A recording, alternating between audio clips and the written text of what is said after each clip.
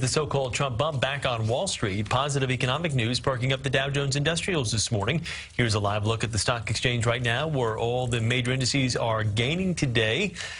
Up right now 41 points, and then some. CBS 2's Tony Aiello is live in the newsroom with more on what's happening on Wall Street today and in Washington. Tony?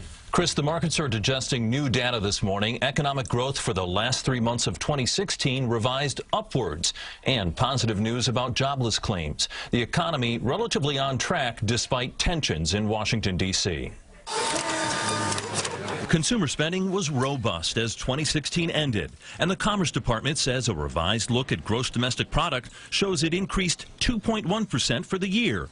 That's up from the previous 1.9% estimate.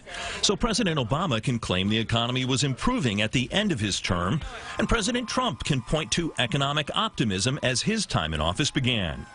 This week he told a bipartisan group of senators he's anxious to cut a deal on health care reform.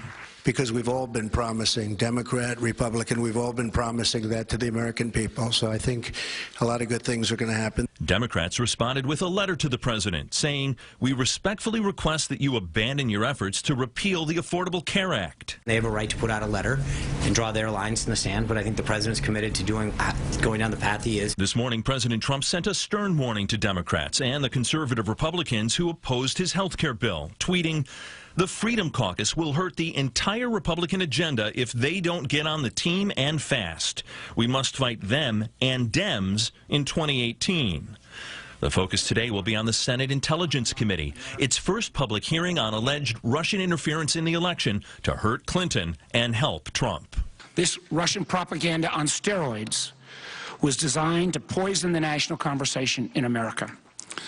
The Russians employed thousands of paid internet trolls and botnets to push out disinformation and fake news at a high volume.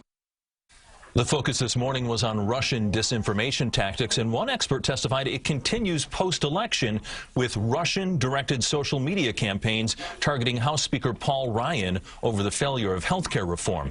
This week, Russian President Putin said claims of interference are, quote, fictional.